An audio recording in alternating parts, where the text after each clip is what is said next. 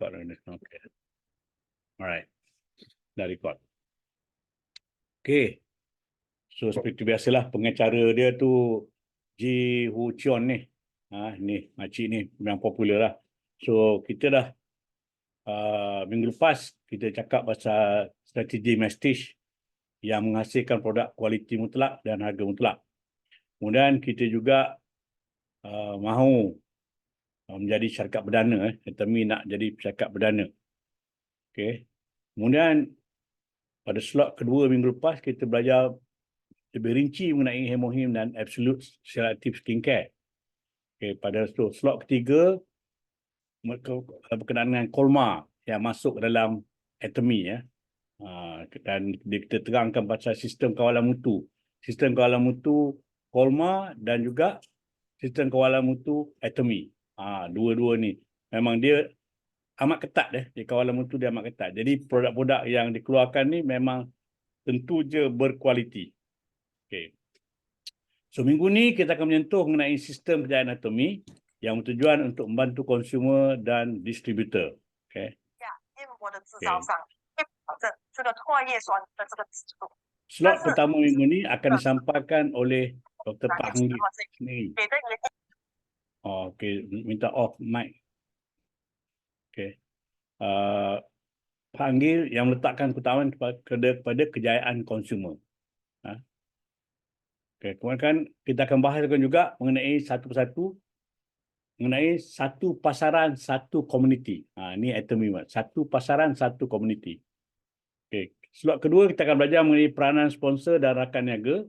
Slot ketiga mengenai sistem kejayaan Atomy yang membezakan Atomy dengan syarikat lain. Okay, right. Pergi slot pertama. Pak Hanggir. Awal-awal slot, dia berbincang dengan seorang pastor. Dengan pastor. Pak Hanggir berbincang dengan pastor. So, dia kata, falsafah bayi dan lembu adalah intipati pengurusan Atomy. Okay, kenapa falsafah bayi dan lembu? Sebab penternak, dia menjaga lembu kerana dia nak dapatkan susu. Yang mana susu tu akan dijual. Akan dijual. Tetapi seorang ibu yang menjaga bayinya bukan kerana nak jual, bukan ingin nak dapatkan manfaat, tetapi nak memastikan ia membesar dengan sempurna tanpa ada sebarang kepentingan. Dia well-being, dia jaga well-being, well-being bayi itu. Okay. So jangan ambil kesempatan atas orang lain untuk keuntungan peribadi. Ini Pak Hanggir sini cakap. Maknanya dia tidak mahu mengambil kesempatan atas kita sebagai ahli.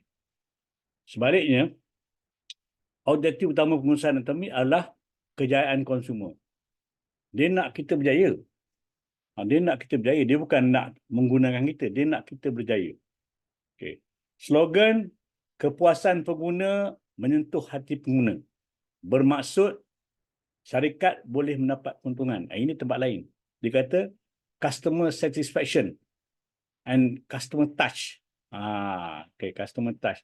So, itu sebenarnya bermaksud syarikat tu untuk nak dapatkan keuntungan. Dia nak orang ramai beli, dia nak dapat keuntungan.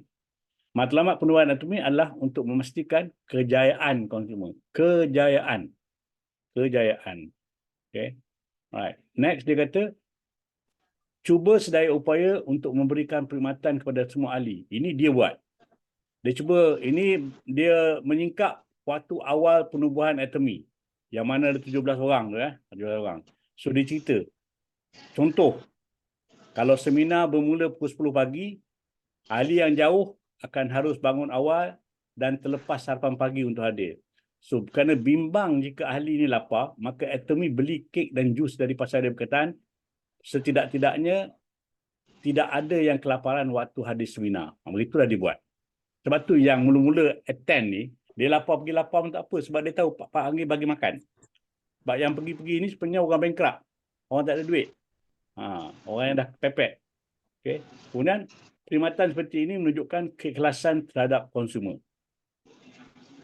Contoh kedua, Atomy dulu, dia bayar komisen 2 minggu. Setiap 2 minggu. Maknanya every fortnight. Bukannya macam sekarang. Dan beliau faham akan situasi ahlinya. Maknanya dia fikir, ahli ni orang yang tak ada duit, jadi akan bergantung harap kepada komisen. Juga dia tahu dari mana jualan produk tu. Okay. Sebab dia orang yang beli kan. So Atomy pernah mengira komisen melalui program, ada aplikasi dia, ada program, dan beliau akan menelpon bagi maklumkan distributor akan mendapat pembahasan. Dia call, luar masa tu bukannya sekarang canggih kita boleh check. Ini peringkat awal, dia call. So, pada ketika itu, kadar pemalangan juga tinggi. Product return tinggi sebab jenama Atomy tidak begitu masyhur pada ketika itu. So ramai orang pulang balik produk. Okay. So beliau bertanya pada yang member ni, ada tak produk yang akan dikembalikan? So ahli menjawab, tiada dan jumlah perolehan itu ada tepat. So dikira kan, Atomy kan dikira dia punya berapa dia punya revenue. So berapa revenue dia nak kira juga berapa ada pemalangan. So dia akan potong, tolak. So kemudian beliau membayar komisen agar ia dapat digunakan keesokan harinya. Bayar besok. Bukan sekarang. Sekarang dia bayar instantaneous, terus masuk bank. Ini kira dulu. Awal-awal dulu. So risau jika distributor tidak mempunyai wang untuk menyara kehidupan. Itulah Pak Hanggi. Dia risau kalau ahli ni tak ada duit untuk survive. So amat prihatin dengan kedudukan kewangan setiap ahli. Kira itulah. Sekarang ni dah 16 juta, macam mana dia nak jaga. So keadaan telah memberikan keyakinan kepada ahli bahawa syarikat amat menjaga akan kebajikan mereka lebih dari dirinya sendiri. Lebih. Masa tu kita ingat Pak Hanggi tu dia pun seorang bankrupt. Nak ditinggalkan oleh isteri, tapi dia visi dia, kecekalan dia start bisnes Atomy dia buat. Okay, dia buat juga. Okay. Kita tidak harus guna ahli rangkaian untuk keuntungan diri sendiri. Jangan kita rekrut orang ramai untuk tujuan untuk kita mendapat keuntungan. Tak boleh. Okay. Jadikan kejayaan rakan kongsi sebagai objektif dalam bisnes. Maknanya kita nak kena bantu kita punya rangkaian supaya mereka berjaya.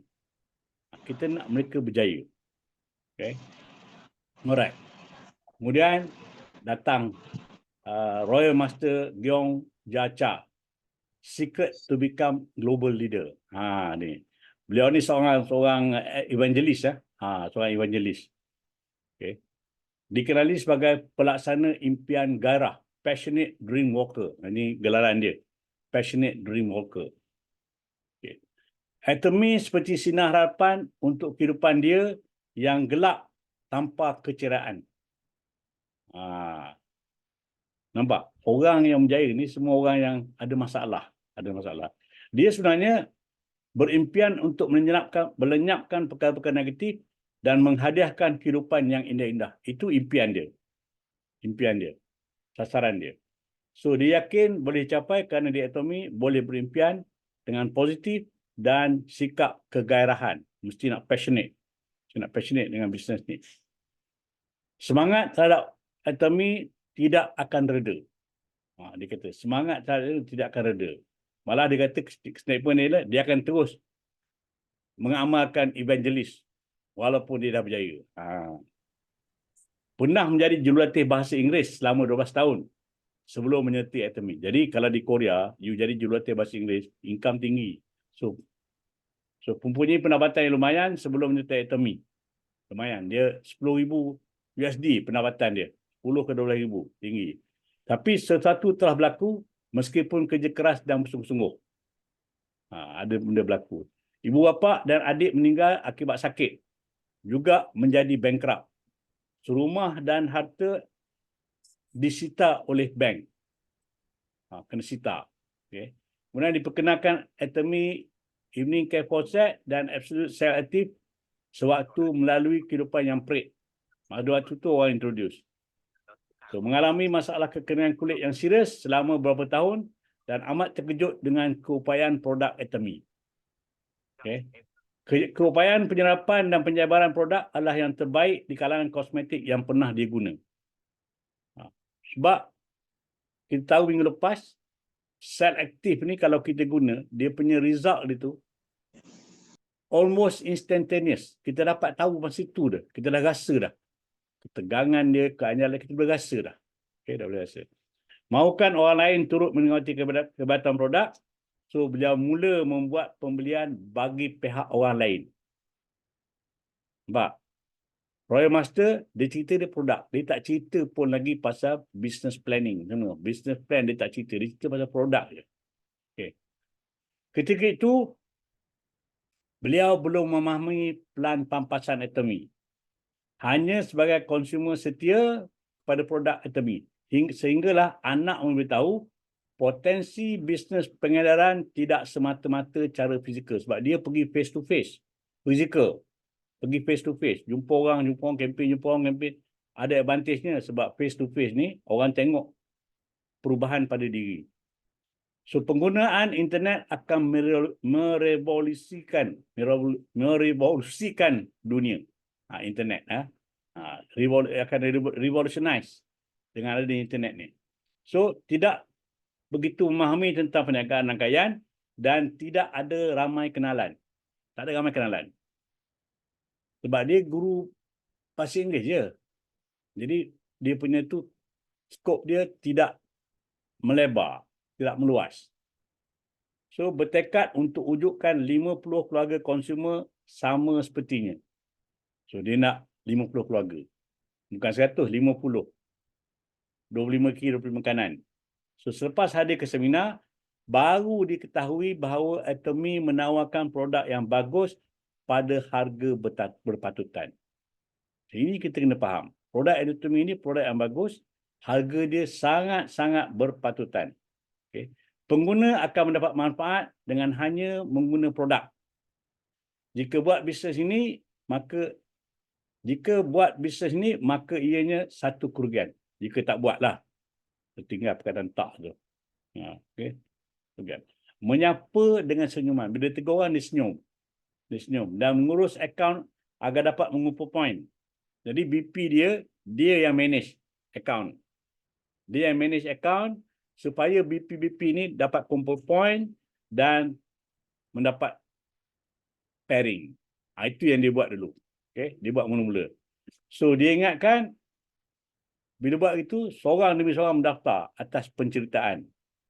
Kemudian bila bertemu dengan ahli luar negara, meskipun kali pertama berjumpa, tetap bertanya bagaimana keadaan mereka, berborak berjam-jam. So dia jadi mesra lah. Dia mesra.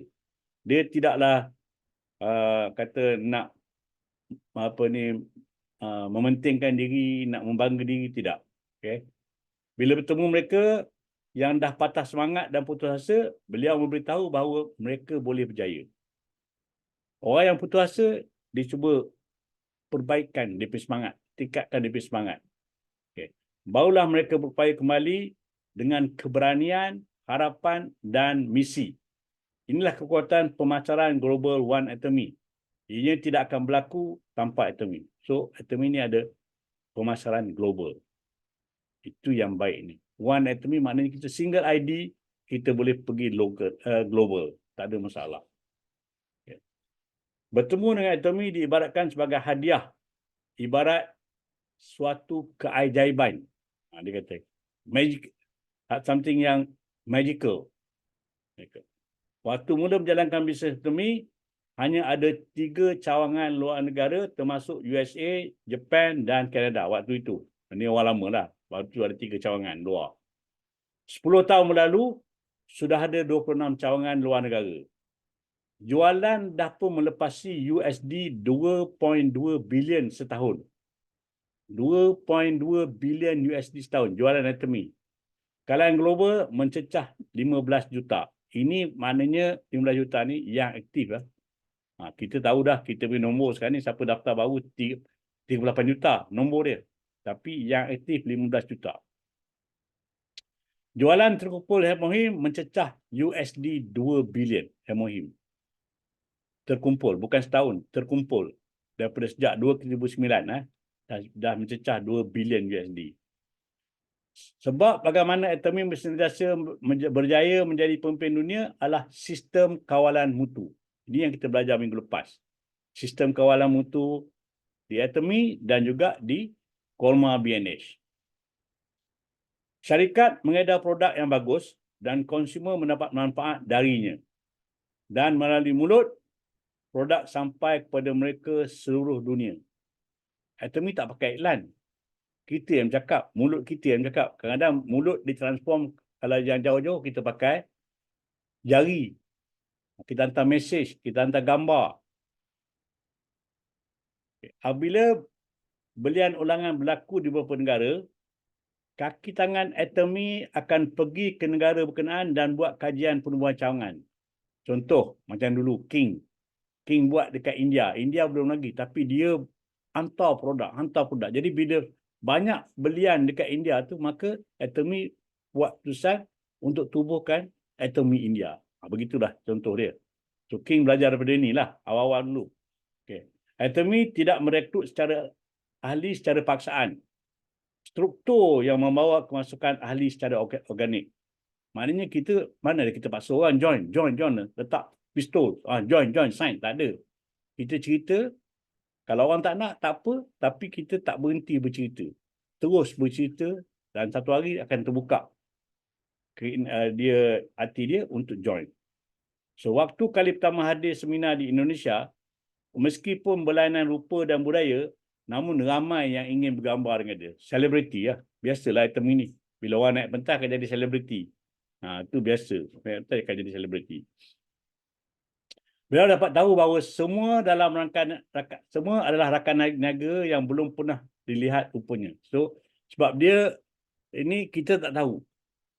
Orang tu bukan direct kita yang rekrut, tetapi di bawah rangkaian kita, mana kita ada rangkaian di sana. Bila pergi, mereka tahu dah cerita, oh ini upline kita. Sebab tu bila datang, orang sibuk nak bergambar dengan dia. Okay. Pengaruh kecantikan ni, Korea Beauty. Korea Beauty di Asia Tenggara begitu kuat. Ahli global sangat menyukai produk kosmetik Atomy. So peel off mask sangat popular. Peel off mask sangat popular. Tinggal. Okay. Setelah melihat bagaimana kesemuanya makin dekat melalui Atomy, saya peringatkan semua betapa pentingnya pemasaran global Atomy. Okay. Dia tengok orang semua dekat, so dia beritahu betapa pentingnya pemasaran global. Jadi, kalau kita ada rangkaian di dalam negara kita sendiri, tidak mustahil satu hari nanti kita ada rangkaian di luar negara lebih besar pada dekat-dekat negara kita. Macam Captain dia boleh bahasa Mandarin, dia every time boleh rekrut orang daripada China punya. Kalau bertemu lah, mana tahu boleh cerita, boleh temu. So boleh dapat. Okay. Alright. Had pendapatan harian pelampasan Atomy bertujuan melahirkan ramai bintang. Erti kata lain, semua ada peluang. Sebab tu dia cap dekat 5,000. Orang yang ada sampai tu, dia tunggulah. Dia tunggu orang lain buat sampai 5,000. Sampai 5,000 pendapatan sehari. Itulah kata semua orang ada peluang. Tak kira bila dia join. Okay. Komisen dibayar mingguan bagi membantu orang yang baru.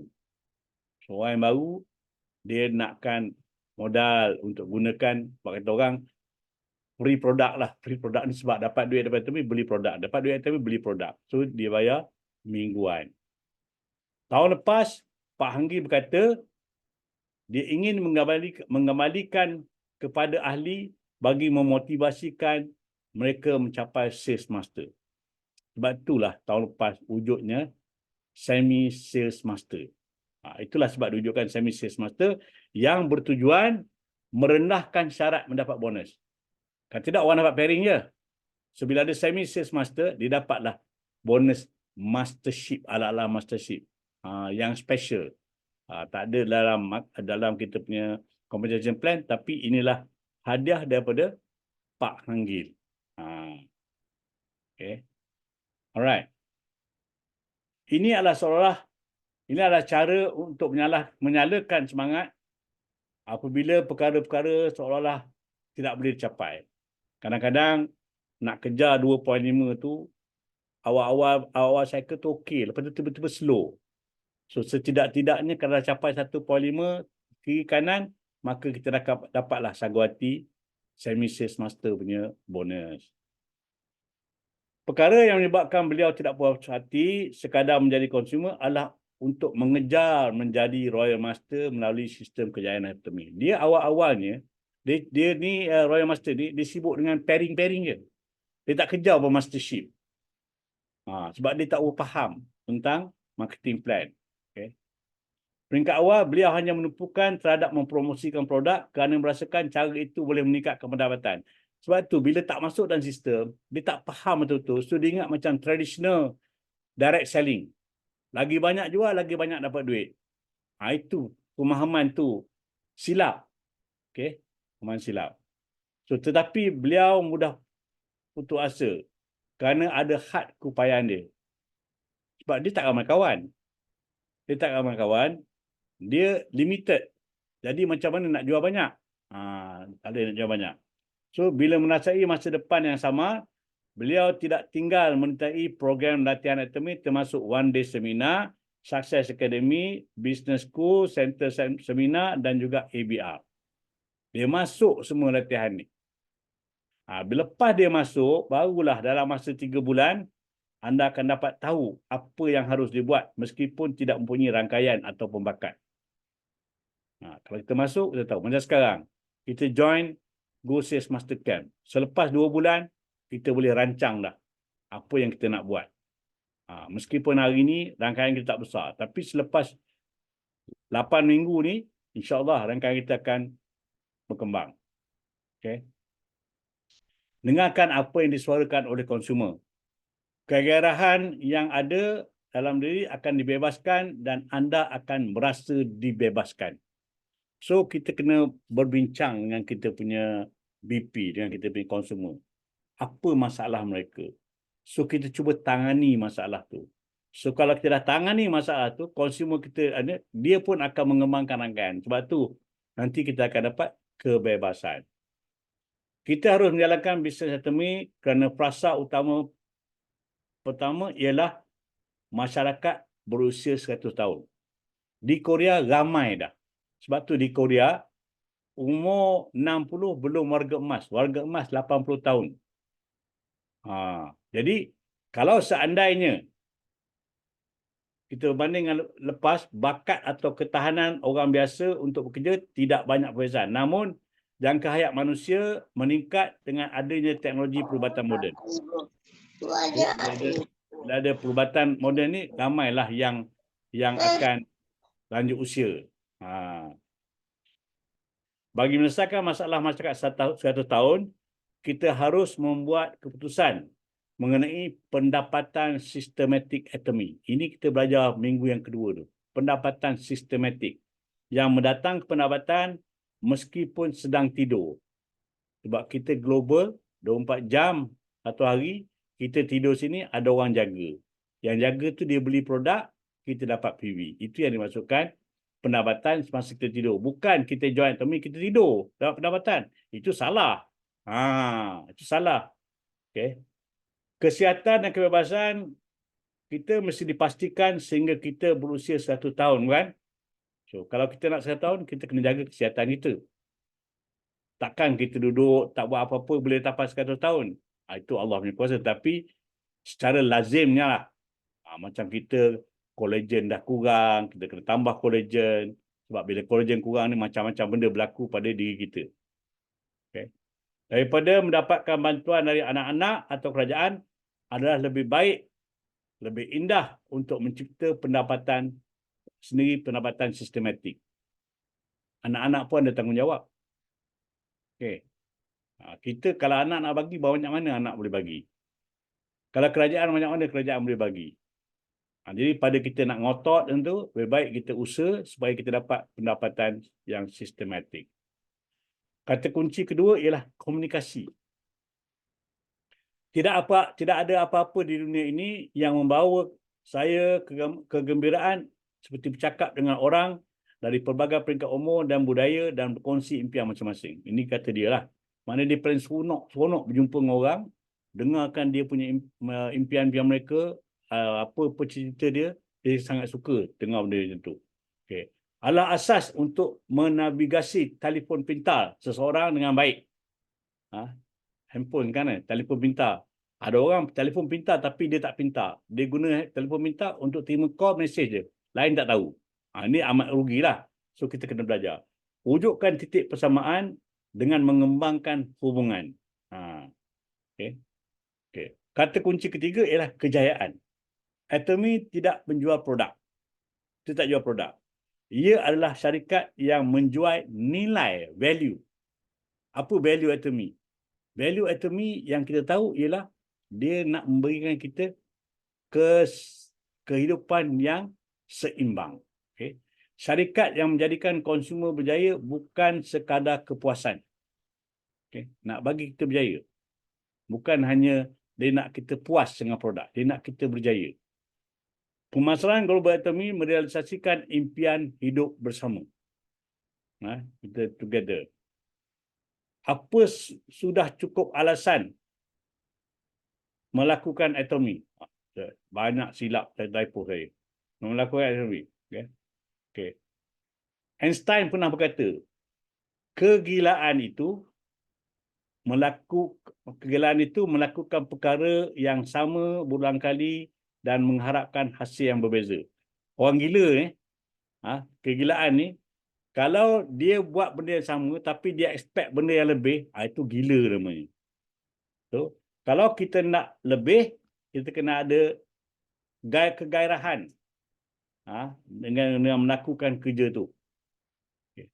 Tak kira sama ada berbakat atau segi mana bekerja, jika tiada kegairahan, bakat dan usaha akan pudar. Sebab tu kadang-kadang orang, dia tengok dia pergi kerja, dia tak ada mood dah.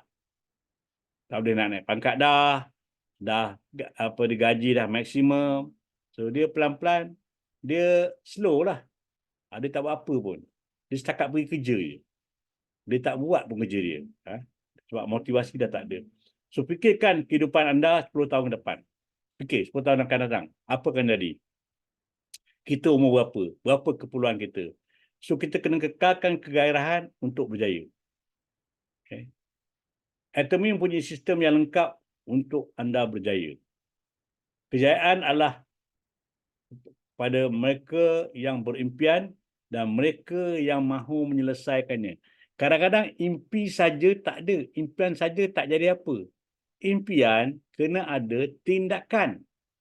Kena ada action.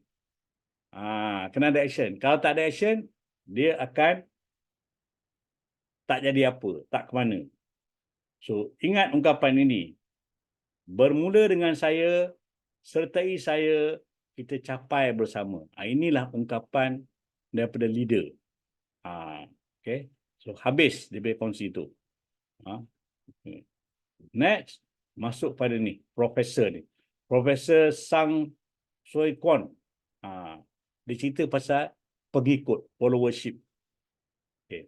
Banyak syarikat dan organisasi menjalankan latihan kepimpinan bagi mereka yang berpotensi supaya mereka mempunyai kualiti dan sikap kepimpinan yang betul. Ini syarikat bukan dibagi semua orang tu. Dia tengok-tengok yang berpotensi dia bagi latihan sebab latihan is cost. Itu adalah cost, satu cost. Okay. Apakah syarat untuk menjadi seorang pemimpin? Okay. Sebab tu saya kata siapa yang ikut kursus ni, yang bekerja, dia akan dapat sebab dia dapat ilmu dari sini untuk dia amalkan. Pemimpin memerlukan pengikut yang mengikuti. A leader needs a follower that follows. Okay. Kalau dia jadi pemimpin tapi tak ada orang ikut dia, bukan pemimpin namanya. Okay.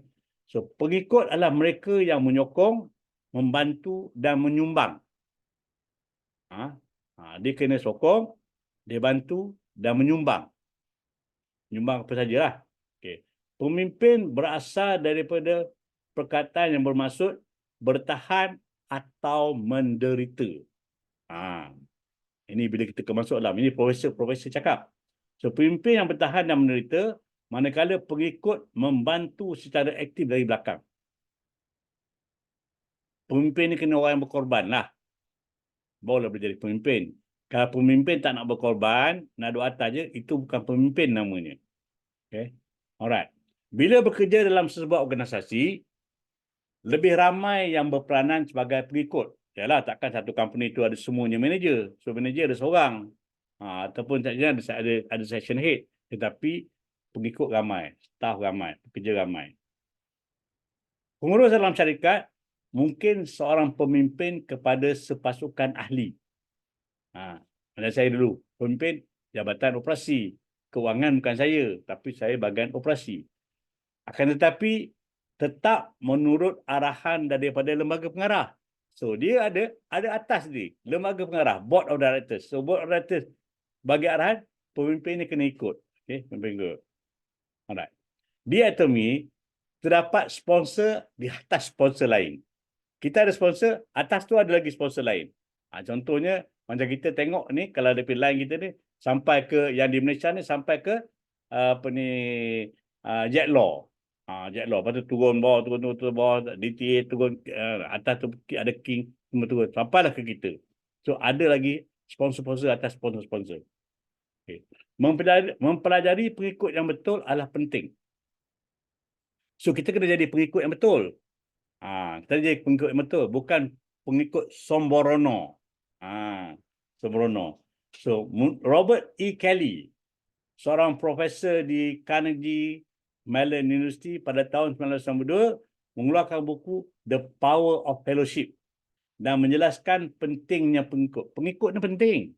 Macam satu organisasi, satu syarikat, ada manager je, tak jadi kerja. Dia kena ada subordinate, kena ada pekerja di bawah. Kena ada technician, kena ada ramailah bawah. Okay. Terdapat 3 sebab terma mengikut pengikut mulai mendapat perhatian. So dia keluarkan ada 3 kategori pengikut. 3 kali pengikut. So, pertama, sebahagian besar pencapaian dalam organisasi diputuskan oleh pengikut.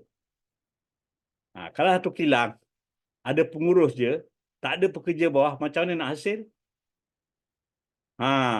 So di kedai ada tokek, tak ada orang yang kerja bawah, macam mana dapat capai hasil? Takkan tokek nak buat semua, kan? Okay. Kemudian menurut Robert Kelly, hanya 20% saja adalah pemimpin dan selebihnya adalah pengikut. Okay. 20% saja. Kedua, pengikut yang cemerlang akan menjadi pemimpin yang baik. So kena jadi pengikut dulu, jadi follower dulu. Follower yang excellent akan menjadi pemimpin yang excellent. Sebab apa? Sebab dia dah tahu. Bila dia nak memimpin ni, dia tahu dah kat bawah dia keadaan macam mana. So tak bolehlah seorang pemimpin tu datang direct daripada parachute tujuan jadi pemimpin, nak memimpin bawah. Nak jadi yang macam mana? Tak boleh. So dia kena start daripada bawah. Start dari bawah, dia gradually naik dan kemudian dia memimpin. Okay. Aristotle berkata, seseorang yang tidak tahu menjadi pengikut yang baik tidak akan menjadi pemimpin yang baik. Okay. Ini Greek cakap. Dia kata, okay, nak kena jadi pengikut yang baik dulu, baru boleh jadi pemimpin yang baik. Sebab kenapa pengalaman sebagai pengikut itu penting adalah nombor 1, anda akan faham dan akan memimpin pengikut. So kita faham dulu. Kita faham dulu macam mana perasaan orang di bawah, macam mana perasaan subordinate kita, macam mana perasaan BP kita sebelum kita nak memimpin. Okay. Yang kedua, anda mesti memenuhi peranan anda sebagai pengikut sebelum jadi pemimpin. Waktu kita jadi follower tu, kita ada peranan. So kita kena buat peranan kita dulu, kena lakukan peranan kita dulu, baru kita boleh jadi pemimpin. Kemudian, jika tidak melakukan tanggungjawab sebagai pengikut, tidak ada orang yang akan menarik anda menjadi seorang pemimpin. Kita, orang dalam kelompok, kita menyepi diri ke belakang. Tak mau campur. Adakah orang ni akan ambil kita yang tak mau campur orang ni jadi pemimpin? Memang tidak. Dia akan tengok siapa yang di bawah tu, yang bertungkuh lumus pekerja, barulah naik jadi pemimpin. Sebab tu kita dalam syarikat, kita punya kriteria nak memilih pemimpin ni. Nak memilih orang naik ni. Kita ada dia punya, apa dia kata orang, dia punya appraisal. Ada appraisal. Okay. Sebab itulah, untuk jadi pemimpin yang baik, anda terlebih dahulu menjadi pengikut yang baik. Baru boleh jadi. Kita faham semua, baru kita boleh buat. Ketiganya, sekiranya pemimpin berharap tanpa syarat tertentu, maka dia bakal membawa kesesaran bagi organisasi. Maknanya, kalau dia ni blur, pemimpin blur, tak tahu apa-apa, dia tak ada apa-apa condition pun, maka dia akan lead tim tu kepada kemusnahan. Okay. Menjadi pengikut tidak semestinya sentiasa melaksanakan sepenuhnya arahan dari pemimpin. Takkan kita sebagai pengikut ni, apa pemimpin cakap, ikut. Dia suruh terjun lombong, kita pun terjun lombong. Tak boleh macam tu. Okay? Tak boleh macam tu. So, kita kena apabila pemimpin lakukan kesilapan, pengikut haruslah mempunyai keberanian untuk memberitahu beliau akan kesilapan. Cuma, kita nak beritahu tak boleh buat cara di khalayak. Kita kena berhemah. Cakap tepi, kita beritahu. Sebenarnya tadi, yang ni cakap ni ada kesilapan. Sebab dia begini. Saya mohon dia betulkan. Okay? Kita jangan pula depan orang ramai tengah tu cakap tu kita bangkang. Itu bukanlah seorang pengikut yang baik. Pengikut yang baik akan memahami dengan tepat apa yang pemimpin mahu dan bekerja dengan tekun sambil membantu pemimpin. Bukan dia nak challenge pemimpin. Okay? Apabila mendapati pemimpin salah jalan, seharusnya memaklumkan dan menawarkan satu alternatif yang lebih baik. Bukan komen tanpa solution. Ini ramai orang dia komen. Tapi bila tanya solution, fikir lagi. Mu leader kan? Macam tu. Tak boleh macam tu. Itu bukan caranya. Kalau kita rasa benda tu tak betul, apa jalan terbaik? Kita kena cadangkan. Okay? Robert Kelly mengkategorikan pengikut pada 5 jenis berdasarkan cara pemikiran dan tingkah laku. Dia punya thinking and dia punya behavior. Okay. Bagi proses pemikiran, diukur sama ada pengikut mampu berfikir dengan bebas atau bergantung dengan pemimpin. Dia boleh tak? Bagi tingkah laku, diukur sama ada pengikut melibatkan diri secara aktif dalam organisasi atau tidak. So, ni dia punya jadual dia. So, jenis pengikut effective follower. Fikiran bebas dia tinggi. Penglibatan aktif dia tinggi. Kalau dia rate. Kemudian, alienated follower. Alienated follower ni yang mudah sentak. Pengikut yang mudah sentak. So, dia punya fikiran bebas tinggi. Tapi aktif rendah. Sebab apa? Dia tahu komen je. Dia fikir macam nak komen. Bila orang cakap tu, dia fikir macam nak komen.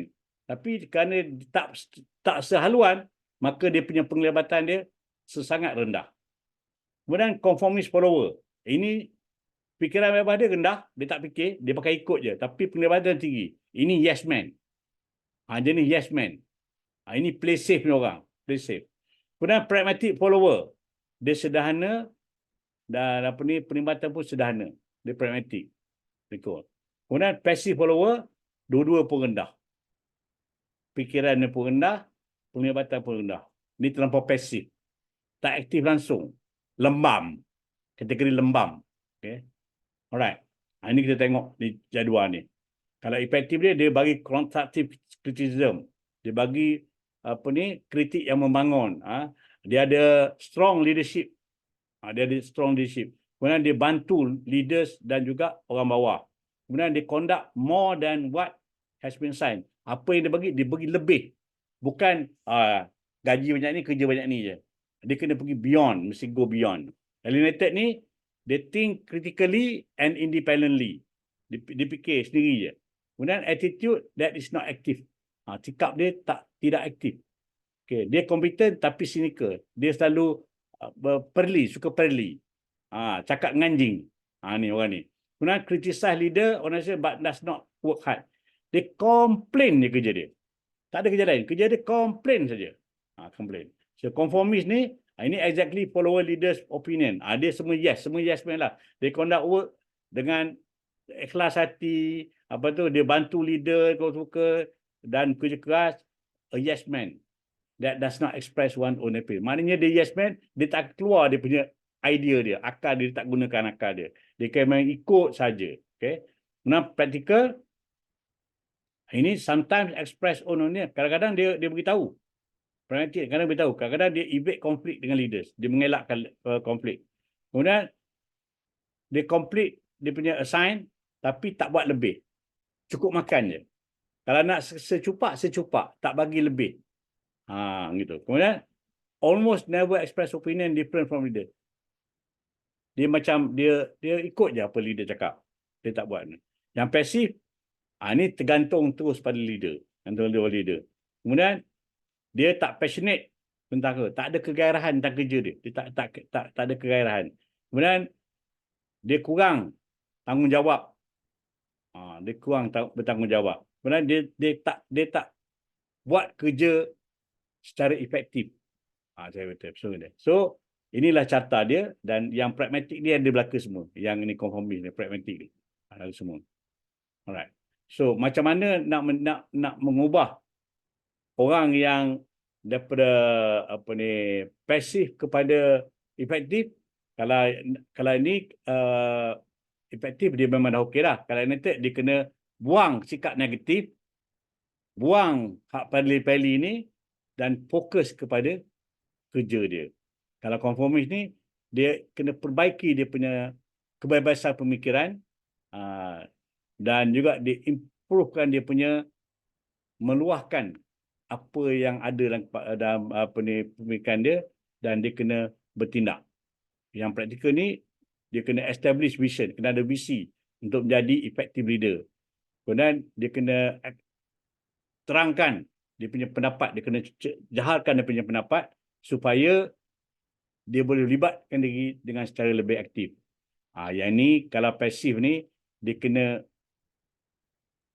ikut latihan, berfikir macam mana, dan juga improve dia punya pengorbanan. Kena ditingkatkan dia punya pengorbanan. Okay. Alright. Ni pengikut yang paling ideal ialah pengikut efektif.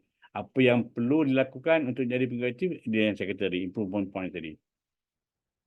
Alright. Robert Kelly mengatakan, adalah sukar untuk pengikut pasif untuk menjadi pengikut efektif dengan sekelip mata. Tak boleh berlaku dalam overnight. Overnight tak boleh tukar. So, pengikut efektif, pasif harus menjadi mangsa pragmatik. Kemudian mengikut pengikut efektif. So, kena jadi pragmatik dulu, yang tengah-tengah tadi. Kotak tengah tadi. Kemudian, apakah jenis pengikut dan pemimpin yang diamalkan Atomy? Okay, ini soalan. So, pemimpin yang diamalkan Atomy adalah pemimpin humble. Servant leadership. Bukan pemimpin yang mengarah, sebaliknya pemimpin yang membangun bersama. Itu pemimpin Atomy. Sebab tu pemimpin yang berjaya, dia very humble. Itu yang Imperial Master datang sini, datang ke Malaysia, duduk ke hotel, nak pergi ke office, tak perlu orang jemput. Dia jalan kaki, sanggup jalan kaki. Very humble. Okay. Alright. Apakah jenis pengikut yang anda amalkan? Adakah anda bebas berfikir tanpa bergantung pada sponsor? Adakah anda terlibat aktif dalam membantu sponsor? Okay. Jika jawapannya ya, maka anda adalah seorang pengikut efektif. So, anda jawab sendiri. Jawab sendiri. Okay. Ini ada 7 sifat perkara efektif follower. Ya. Seorang pemimpin mesti ada sifat pemimpin hamba. Manakala rakan niaga mesti menjadi pengikut efektif. Kita punya BP mesti jadi pengikut yang efektif. Ada kebaikan mengapa perlu menjadi pengikut efektif? Ada 7 kata kunci yang berkaitan dengan kebaikan menjadi pengikut efektif. 7 ni, trust, keyakinan, unity of direction, macam mana kita bergabung bersatu, kemudian komitmen, kemudian engagement, penglibatan, kemudian challenging spirit, macam mana kita nak menghadapi cabaran, ability to learn, kebolehan untuk belajar, dan komunikasi. Ada 7. Alright. Keyakinan terhadap seorang mestilah mempercayainya. Kalau kita nak yakin kawan, kita kena percaya dia. Kalau kita tak percaya dia, macam mana kita nak yakin? Ahli Atomy mesti mengikut dan yakin dengan sponsor. Sebab sponsor ni bukan dia nak khianat kita. Dia nak kita berjaya. Kalau sponsor yang ikut sistem lah. Kalau sponsor yang tak ikut sistem, dia nak ambil maklumat kita, nak suruh banyak, lepas tu dia ajak pergi tempat lain. Itu bukan sponsor yang betul. Sponsor yang betul, dia berada dalam sistem, dia belajar, dan dia akan bantu kita. Okay. Atomian mesti dijadikan rakan niaga mereka berjaya. Setiap Atomian, dia nakkan rakan niaga dia, BP dia berjaya. Dia nak BP dia dapat pendapatan. Kemudian, keyakinan itu amat penting kerana sponsor akan membimbing mencapai kejayaan. Sebab tu kita punya sponsor-sponsor di atas, yang leader-leader atas tu, yang tu, dia sibuk. Tengok ni, apa ni, Crown Master Vincent nak jumpa pada hari Khamis ni, pukul 2 di Alam Damai Barakah. Kenapa nak jumpa? Kenapa nak jumpa? Sebab dia nak kita berjaya. Dalam atom ini, lebih ramai orang berjaya di bawah, makin tinggi dia boleh naik, dia capai. Okay. Right. Kepercayaan pada hakikatnya adalah dua hala. Anda mesti yakin dengan individu demi untuk mendapatkan keyakinannya. Bila dengan sponsor, kita kena yakin sponsor tu dan kita percaya. Bila kita buat tu, baru sponsor yakin. Baru sponsor boleh bagi masa untuk kita. Kalau sponsor tak yakin dengan kita, yang kita ni kata orang hangat-hangat tai ayam, baik dia tumpukan masa dia pada orang lain. Sebab tu kita dah buat evaluation itu hari. Okay, yang itu hari. So itulah sebabnya kenapa perlu yakin dengan sponsor terlebih dahulu. Kena yakin dulu. Jika anda yakin dengan sponsor, beliau akan yakin dan membimbing menuju kejayaan. Ingat tak minggu keempat yang kita buat senarai itu? Kita kategorikan sama ada ini consumer, part-timer, apa ni. Itulah tujuannya bila kita buat tu. Bila buat tu, dan sponsor akan tengok. Yang kategori ni, dia ni betul bisnes. Dia tengok betul-betul. Betul-betul ke orang ni nak bisnes. Sebab kalau dia betul nak bisnes, dia akan luangkan masa untuk bantu. Okay. Dalam sebuah organisasi, keyakinan lahir dari keupayaan dan watak. Capability and behavior. Ini dalam organisasi. Okay. Apabila sponsor mempunyai keupayaan untuk berjaya dan memperbaiki wataknya sendiri, untuk mendapatkan kepercayaan, maka dia akan dapat memperoleh kepercayaan. So, dia kena usaha dulu. Dia kena usaha, dia kena perbaiki diri dia supaya yang tu meyakini akan dia. Bila dua-dua dah yakin, senang nak buat kerja. Kalau ni, dia ni nak tipu aku, nak kicong aku, tak ada. Tak boleh ada pendapatan itu. Jika sponsor dia yakini, maka arah tuju yang dicadangkan akan dituruti. Sekiranya tidak setuju dengan matlamat, berbincanglah dengan sponsor supaya dapat mencapai persetujuan bersama. Dia mesti ada mutual agreement. Mesti ada mutual agreement. Perbahasan mengenai efektif amat tegas apabila memutuskan hala tuju. Okay. Namun apabila arah telah ditetapkan, dia akan mengikut arah itu. So mungkin pada peringkat awal, kita akan debate. Kita akan debate tentang satu-satu matlamat itu. Tetapi selepas kita capai kepada titik pertemuan, kita dah bersetuju, maka kita punya pengikut akan ikut apa yang kita katakan, apa yang dipersetujui. Setelah arah tuju dalam sebuah organisasi telah ditetapkan, setiap ahli akan berusaha sedaya upaya bagi mencapai matlamat pasukan. So, bila kita dah sampai kepada konsensus, semua orang dah diberitahu, semua orang kena bertindak seperti yang dimaklumkan. Apabila usaha aktif dimasukkan ke dalam, akan ada inovasi yang benar. Okay. Sekarang ni, bila semua orang menyumbang pada itu, maka akan berlakunya innovation. Jadi innovation ni sesuatu peningkatan daripada apa yang ada sekarang ini. Itu dipanggil innovation. Komitmen adalah untuk memberikan semua yang anda ada untuk kerja anda. Komitmen. Itu memang kita bagi. Itu yang kita berkorban apa saja tu. Okay, berkorban apa saja tu. Kita bagikan semua. Ahli atomi berusaha mencapai kejayaan. Namun, kejayaan tidak boleh dicapai hanya dengan tindakan sendirian. So, kita mesti dalam kumpulan, dalam jemaah. Anda memerlukan bantuan dari sponsor dan juga ahli yang lain. Kalau kita nak harap pada sponsor je, tak ada. Kita jaga sponsor. Yang bawah tak jaga. Lingkup. So, dia kena both ways. Sebab itu tadi, kita kena serius. Kita kena serius memberi fokus pada orang yang betul-betul. Kalau orang yang tak betul, sekadar nak ambil nama, tak perlu. Tak perlu. Okay.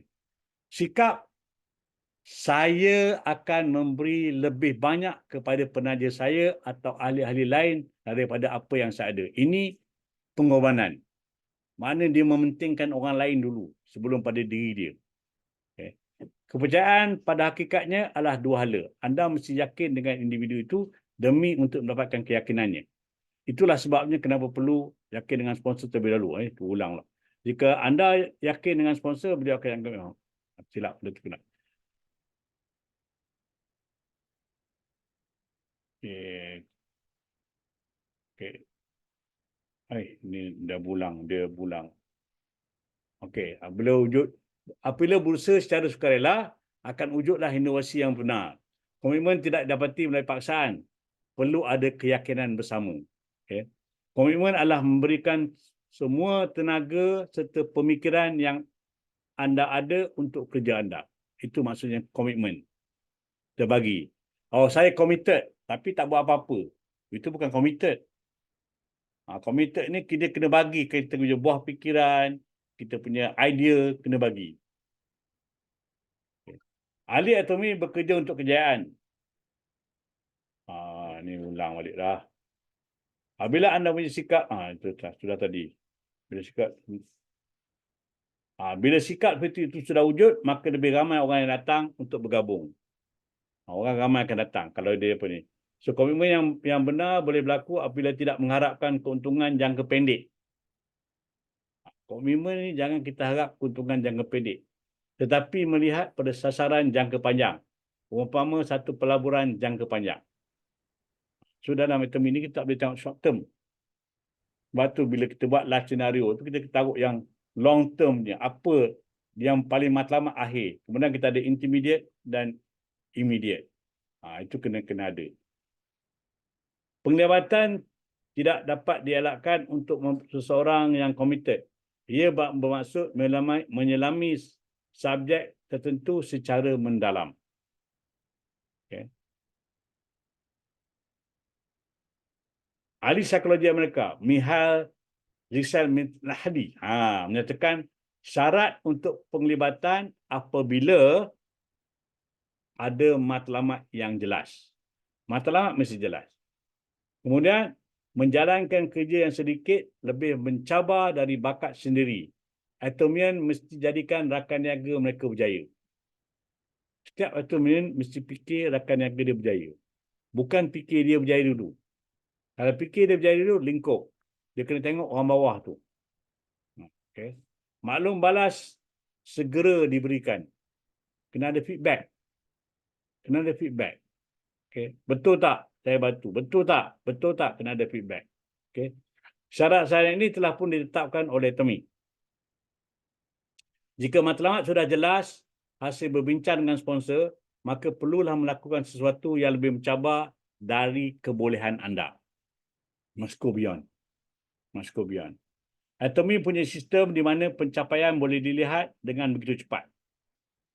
Jadi maklum balas segera diberikan. Memang kita dapat. Kita buat satu dapat dah feedback daripada kita punya apps kita dapat. Daripada My Office kita dapat. Kita punya dia maklum balas. Kebahagiaan dan kemahiran terlibat jika seseorang terlibat dalam kerja. Jadi kebahagiaan dan kemahiran akan terlibat jika seorang tu involve. Kalau you tak involve, macam mana nak dapat? So, you kena involve. Melibatkan diri dalam kerja seseorang adalah syarat penting dalam menjadi pengikut yang berkesan. Kalau kita pengikut, sponsor kita kata buat ini, kita tak nak buat. So, macam mana kita melibatkan diri? Tak melibatkan dirilah. Kita hanya hadir saja. Okay. Prestasi dan keupayaan anda tidak akan sentiasa bertambah baik. Macam itu. Prestasi dan keupayaan anda tidak akan bertambah baik dan dalam fashion linear. Mana prestasi kita ni, dia bukan naik straight itu. Dia kalau ikut pada graf ni, dia naik step. Dia bukan straight macam ni. Dia step by step. Prestasi akan naik meningkat step by step. So, kita kena belajar. Setiap step tu, setiap langkah tu kita belajar. Macam mana? Okay. Alright. Untuk meningkatkan prestasi serta keupayaan, haruslah mencari kejayaan baru. Kita nak kena cari kejayaan baru. Okay. Kalau hari ini kita member, kejayaan baru jadi agent, kejayaan baru jadi special agent. Itulah maksudnya kejayaan baru. Akan berhadapan dengan cabaran yang lebih tinggi. Of course, bila kita naik tu, cabaran dia makin tinggi. Apabila anda telah mengatasi cabaran yang sukar, ketika itulah prestasi dan keupayaan anda akan bertambah baik. Okay. Perlu ada sikap proaktif agar dapat menangani cabaran yang sukar. Kita kena proaktif. Jangan bersikap negatif. Atomi berkembang dengan pesat adalah kerana sikap untuk menangani cabaran yang sukar. Tengok tadi, dalam masa 10 tahun, dah ada 26 bawah negara. Bukan senang. Itu ada banyak cabaran dia. Okay. Pengikut efektif akan sentiasa menganggap semua cabaran boleh ditangani dan beroleh kejayaan. Itu efektif. Nothing is impossible. Cuma kita kena duduk, berbincang, cari the possibilities. Pakar latihan menerangkan pembelajaran dalam organisasi berdasarkan Undang-Undang 70-20-10. Dia ada law dia. The law of success. Okay. Law 70-20 ni. So, 70% orang belajar daripada pengalaman bekerja. 20% daripada lectures. Dan 10% daripada pembelajaran tanpa kerja, classroom. Jadi paling banyak yang mendapat perkembangan baik ialah yang bekerja. Okay, kerja. Ni law of 70-20-10. Jadi learning through information ni sebenarnya 10% saja dalam satu organisasi. 70% pembelajaran berlaku melalui melakukan tugas. So, kalau dalam atomi ni, kita pergi berjumpa. Kalau setakat kita tak jumpa, tak buat, kita takkan dapat peroleh kejayaan. So, learning through work, 70% of learning in an organization melalui praktikal. 20% pembelajaran melalui percakapan dan berkomunikasi. 20% saja. Percakapan dan komunikasi. Kemudian pembelajaran yang benar adalah untuk menganjurkan pengetahuan dan kemahiran yang dicapai oleh kerja dan untuk berkomunikasi secara aktif dengan rakan sekerja. Ini kadang-kadang orang ada tabiat. Dia nak rasa diri dia tu dalam suasana kerja, dia nak rasa diri dia tu important, penting. Maka dia tak nak ajar orang lain. Ini pernah berlaku. So dia maknanya kalau benda rosak, orang akan cari dia. Dia ada simpan buah. Ini tak boleh. Nah, itu tabiat yang buruk. Sepatutnya dia kena ajar semua orang. Kalau semua orang tahu, lagi mudah dia. Apa berlaku, orang lain pun boleh buat. Kata dia kena ni. Ini berlaku. Dia nak sebab job security ni pasal. Bukan sekadar belajar daripada orang lain, anda juga boleh berkembang dalam pembelajaran melalui perkongsian pengetahuan dan kemahiran yang telah diperolehi. Maknanya kita dapat belajar pengalaman, kita cerita pada orang lain. Bila kita cerita pada orang lain, kita bertambah-tambah lagi kita punya ilmu. Bertambah mahirlah kita. Okay. Cara terbaik untuk jadikan pengetahuan sebagai milik anda adalah mengajar apa yang telah anda pelajari kepada orang lain.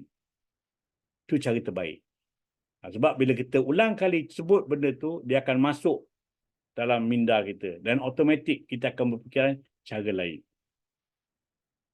Kebanyakan orang berfikir bahawa penyampai yang baik adalah seseorang yang mempunyai kemahiran pidato yang baik.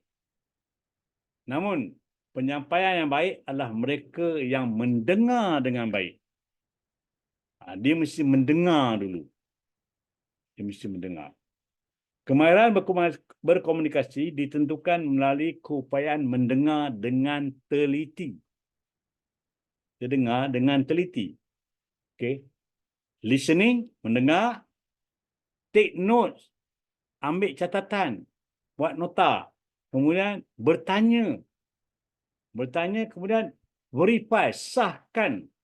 Dan akhirnya kita bagi feedback, maklum balas. Okay.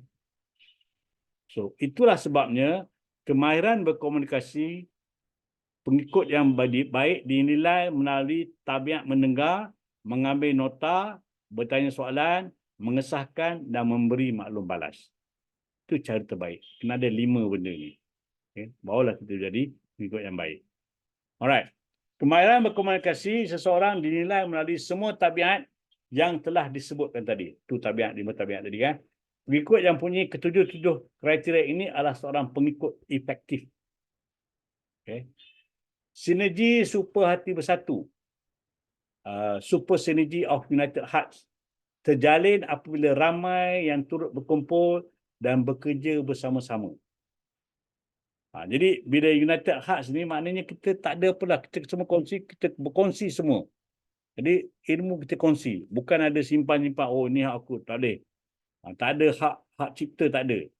Okay. So, kalau kita tengok sinergi super heart ni, sponsor dengan partner saling membantu, barulah dinamakan super synergy of united hearts. Okay. Alright. Keseimbangan antara kepimpinan dan pengikut sama juga dengan kuasa keseimbangan dan kerjasama atomi. Sama. Okay. Rakan-rakan atomians, saya berharap anda akan menjadi pemimpin yang merealisasikan kejayaan dan pertumbuhan dengan menjadi seorang pengikut yang berkesan. Ini profesor ni. Habis. Itu kata akhir dari profesor tu. Okay. Kemudian masuk pada slot yang ketiga. Slot yang ketiga. Ini Star Master Yoon Jung Kim. Dia pasal Euler's Law of ABC. Ni. ABC. Undang-undang ini adalah untuk meningkatkan keberkesanan pemasaran yang telah ditakdirkan oleh Profesor Euler dari Harvard Business School. Okay. Dalam perniagaan, ia adalah kaedah yang diketahui berkesan dalam menyebarkan maklumat kepada orang ramai yang mematuhi undang-undang hubungan manusia. Ada. Inilah cara yang telah diguna oleh orang Jepun yang dengan pantas menguasai pasaran global.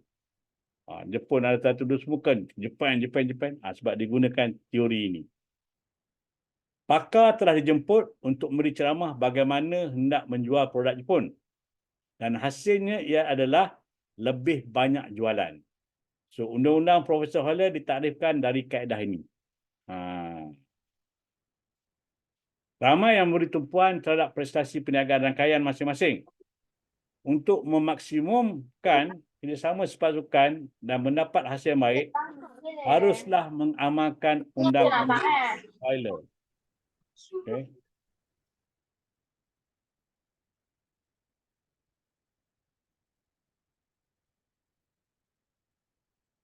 Jadi undang-undang ABC ni, A adalah advisor, penasihat, B adalah bridge, penghubung, C adalah klien atau customer, pelanggan. Okay, ABC. So, B mempunyai tanggungjawab menghubungkan A dengan C. A dengan C. Apabila ada 3 orang, seorang mesti bertindak sebagai pengantara. Dalam kes ni adalah B. Dia adalah pengantara. Perkara yang B perlu tahu adalah B, berkongsi maklumat C kepada A sebelum perjumpaan. Maknanya dia kena beritahu A. C ni siapa? Apa dia? Lebih banyak maklumat diketahui A tentang C adalah lebih berguna. Kena bagi.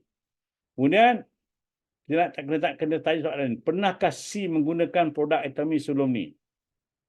Adakah beliau berpuas hati? Adakah beliau berminat dengan bisnes atomi? Okay. Adakah dia mempunyai pengalaman dalam perniagaan rangkaian? Okay. Alright. Perlu kenal pasti analisa FORM, Family Occupation Relation Money. Kena beritahu. beritahu ke A. Maklumat seperti ini perlu dimaklumkan kepada A bagi tidak membuang masa. Kalau tidak, pada pertemuan baru nak tanya, jadi buang masa. Jadi sama masa nak cerita dia, dah lama dah. Sebab sibuk tanya pasal benda ni. So, ini kena dimaklumkan awal kepada A. So, perlu juga memberikan maklumat A kepada C. Jika C bertemu A tanpa ada maklumat terlebih dahulu, kemungkinan C bersikap tidak terbuka tanpa mengira latar belakang A. So, kena beritahu dulu. Beritahu C, ni siapa yang dia nak bawa ni? Siapa yang nak bawa tu? Kena cerita lebih kurang, kena tee up, dia kata. Kena tee up. Dalam erti kata lain, C akan beranggapan A tidak boleh dipercayai. Ini orang nak tipu aku ni. Ini nak main aku. Tadi itu yang tak nak tu. Sebab C ni belum terlibat dengan Tommy lagi. Ini baru. Orang baru. Dengan memaklumkan C mengenai A, maka wujudlah kesepahaman di antara mereka. Maka sebab itulah B perlu meningkatkan kredibiliti C. Kena beritahu ke A. Kena beritahu. Okay. Harus perkenalkan C kepada A dahulu. Dengan demikian akan wujud rasa pengaruh A. Bawa ni perkenalkan. Ini. Kena perkenalkan. Jangan agak dia pandai-pandai sendiri. So, kita kalau dalam pertemuan tu, kita kena sampai dulu. Okay. Perkara ketiga adalah berkaitan dengan pengaruh A. Jangan menyampuk ketika A sedang bercakap. Harus membantu C memberi tumpuan sepenuhnya kepada A. Okay. Kemudian, B seharusnya mempahamkan A dan tidak mengganggu. Jangan kacau. Jangan menegur A serta-merta jika terdapat sebarang kesilapan. Tersilap cakap, salah, tak boleh. Diam dulu. Elak dari sebarang gangguan. Okay. Amankan keadaan sekitaran dengan melaraskan handphone kepada mod senyap atau getaran. Sebab nanti bila telefon bunyi, dia ganggu. Menghindarkan gangguan amat penting dalam ABC. Ini contoh. Bila telefon berbunyi, jawabnya terhenti, tergencat. Nak start balik kan terlupa kat mana. Ataupun nak pergi tandas atau merokok, akan pun tergencat juga. So, jika telefon bunyi atau menjawab pesanan, ia akan mengganggu tumpuan sewaktu perjumpaan. Begitu juga dengan kalanya jika merokok atau pergi ke tandas. Itulah sebabnya kenapa B mesti memberikan nasihat kepada C untuk ke tandas sebelum kehadiran A. Ini kalau kita buat kat luar lah. Maklumkan juga untuk melaraskan handphone supaya mod senyap kepada mod senyap atau tutup. Tidak dinafikan akan berlaku kemungkinan di luar jangka. Contohnya, jika pertemuan diadakan di rumah C, tiba-tiba periuk nasi berbunyi dengan kuat, itu mungkin menjejaskan konsentrasi. Berikan posisi kepada C di mana beliau boleh memberi tumpuan. Okay. Jika pertemuan di kedai kopi yang bising, pastikan C menghadap dinding agar beliau dapat memberikan tumpuan. Jadi kalau kedai kopi, jangan bagi C ni menghadap orang ramai. Nanti mata dia duduk tengok orang, siapa keluar masuk. Jadi kena bagi kedudukan ni biar dia tengok dinding. Dia tak nampak. Dia tak nampak. Okay. Kemudian, B hendaklah mencatat apa yang disampaikan oleh A. Dia ambil note. Dia dengar dan dia tulis. Jika B meninggalkan perjumpaan dan berharap kepada A, maka C akan menghadapi kesukaran dalam memberikan tumpuan. Jangan pula kita introduce pergi, kita keluar, tinggal. Tinggal A dengan C je. Tak jadi. Sebab C akan berfikiran lain. Meskipun B sudah mengetahui apa segala isi kandungan, beliau seharusnya berikan tumpuan seolah-olah kali pertama mendengarnya sambil mengangguk-angguk bersetuju dengan apa yang disampaikan oleh A. Kena berlakon. Kena, ya. B mesti mencatat dan tunjukkan minat yang tinggi. Kena kita tunjukkan kita minat dulu. Jangan kita mentang-mentang dah tahu dah, kita membuat tak faham, tengok ke lain, garu sana, garu sini, tengok sana, tengok. Kita kena bagi tumpuan pada A.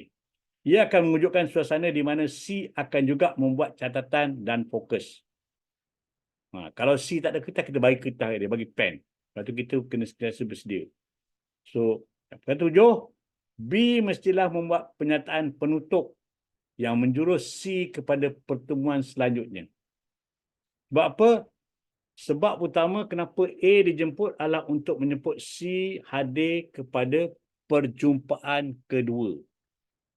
Kita nak ada susulan perjumpaan kedua. Pastinya tidak cukup masa untuk menyampaikan semua maklumat dalam satu perjumpaan. Memang tak boleh. Meskipun dah banyak info kita tahu tentang C. Tapi nak cerita semua tak boleh. Jadi B harus menjemput C hadir ke pusat latihan, mesyuarat kumpulan, Success Academy dan juga one day seminar. Ajak dia pergi. Harus menjemput C secara berterusan. Jangan sekali ajak dia tak nak, lepas tu terus padam. Kena selalu. Cerita, tee up dengan penuh kegairahan. B tidak sepatutnya fikir akan keadaan C. Mungkin kali pertama B berterima kasih kepada C atas waktu yang diluangkan dan merasa bersalah pula bila C perlu hadir pada pertemuan berikutnya. Mungkin C ni kawan dia, jadi dah ajak-ajak tu okey setuju. So dia berterima kasih lah. Lepas tu fikir pula, nak kena sekali lagi ganggu. Jadi tanggapan kemungkinan C sibuk dengan anak atau terpaksa lakukan sesuatu, jika ini dikatakan, maka C akan merasakan beliau tidak perlu hadir. C akan hilang keterujaannya. Sebab kita bagi opportunity kepada dia untuk menolak. Seharusnya B berkata, saya tahu anda sibuk, namun harus juga ambil peluang bercuti. Inilah peluang terbaik untuk anda. Jangan lepaskan peluang ini. Jadi pergi kata-kata semangat. Jika seminar ini waktu makan tengah hari, saya akan sediakan makanan bungkus. Kita makan ringkas dan selepas seminar kita makan malam bersama. Ini cara nak ambil hati. Beli jiwa. Cikgu Rahman selalu kata beli jiwa. Ini beli jiwa. Okay. Saya akan bawa anda. Tak perlu pergi sendiri. Sebab kadang-kadang bila kata kita jemput ni, kita harap dia datang, tak datang. Tapi kalau kita sampai depan pintu rumah dia, mungkin dia akan ikut. Okay. Tunjukkan niat kuat jemputan melalui pelbagai cadangan. Okay. B mestilah menetapkan tarikh bagi perjumpaan kedua. B kena letak tarikh. Berikan beberapa tarikh agar C dapat membuat keputusan untuk hadir. Utarakan pilihan yang jelas dan bukannya cadangan yang sama-sama. Okay. Langkah ke-8 adalah berkaitan dengan tindakan susulan yang betul. Okay. Bila kata tindakan susulan, dalam perintah terdapat dua makna istilah sokongan ni. Ada dua makna. Istilah sokongan boleh dijadikan tindakan susulan dan langkah susulan. Follow up and follow through. Dua perkara yang berbeza. Okay. Tindakan susulan adalah selepas mengalami atomi, mendapatkan maklum balas dalam masa 48 jam. Kita jumpa dia kali pertama, dalam masa 48 jam, kita kena dapat feedback. Maksud macam mana hari tu, A punya explanation. Okey, faham tak faham gitu. Macam tu. Itu tindakan susulan. Manakala langkah susulan bermaksud meluangkan waktu secara berterusan agar C dapat meneruskan usaha dalam atomi. Ini makna kita guide dia. Kita bimbing dia. Itu maksudnya follow through. Follow through. Jadi sebab tu, kita kebanyakannya kita jarang yang follow through. Dan kita tak tahu siapa yang harus kita bagi follow through. Kalau kita buat senarai seperti waktu minggu keempat tu, ini kita tahu siapa kita nak follow through. Mesti memberikan panduan supaya beliau akan terus mengguna produk, belajar tentang anatomi dan mengambil bahagian dalam latihan secara dalam talian atau luar talian. Ini Hoyle's Commands ni. Ada 8. Share profit of invitee to support before meeting. Kita cerita. Kemudian kita promote. Lepas tu kita jangan interrupt. Kemudian kita buangkan gangguan. Kita assign kursi tempat duduk. Lepas tu kita ambil nota. Lepas tu kita bagi penyataan penutup. Dan kemudian kita buat follow up dan follow through. Okay. Atomi adalah perniagaan yang memerlukan kemahiran pengurusan organisasi. Bukan mudah ya. Dia ada pengurusan. Sebab tu kalau orang tak nak masuk sistem, dia akan gagal anatomi. Sebab dia ada cara dia. Ingat bahawa ini adalah perniagaan di mana anda harus menguruskan pengguna anda supaya sebaik saja mereka menyertai. Mereka tidak boleh tergelincir. Kita kena follow through. Undang-undang Euler ABC dan 8 perintah akan membantu anda mencapai matlamat tersebut. Habis daripada Royal Master ni. Alright. Ini Director Kyung Hee Kim ni, ini kita punya country manager sekarang ni. Anna Kim. Dia cakap pasal success system. So, dia cerita bermula dengan kisah lebah. Lebah madu tidak dapat mengalahkan tebuan di mana saiznya 500 kali ganda lebih besar. Tebuan besar pada lebah madu. Lebah madu ni kecil je. Okay. Namun, atas kekurangan itu, masih ada cara bagaimana lebah madu boleh mengalahkan tebuan. Okay. Strategi sinergi super hati bersatu benar-benar dapat membawa kebersamaan minda sehaluan bagi membina kekuatan. Okay. Apabila tebuan menyerang, lebah madu akan berkumpul dan menaikkan suhu kepada 40 darjah Celsius. Tebuan akan mati pada suhu 46 darjah Celsius. Manakala lebah madu boleh bertahan sehingga 48 darjah Celsius. Nampak tak pertahanan dia? Dia tingkatkan dia punya suhu tu. Tebuan datang, tebuan mati. Meskipun tebuan tu saiz dia besar. Okay. Tebuan tidak dapat menahan suhu, menaikkan suhu dan akan mati. Yakin bahawa strategi sinergi super hati bersatu sangat bertepatan dengan semangat atomi. Kena tekak. Tekak je. 1 jam.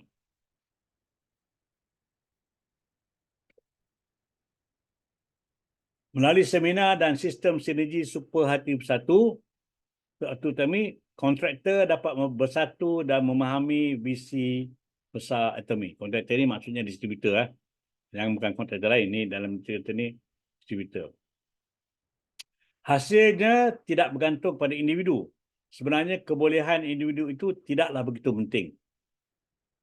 Okay. Di atomi ni kebolehan individu tak penting sangat. Tak penting. Sebab kalau dia gunakan kelebihan dia, silap-silap dia tersasar.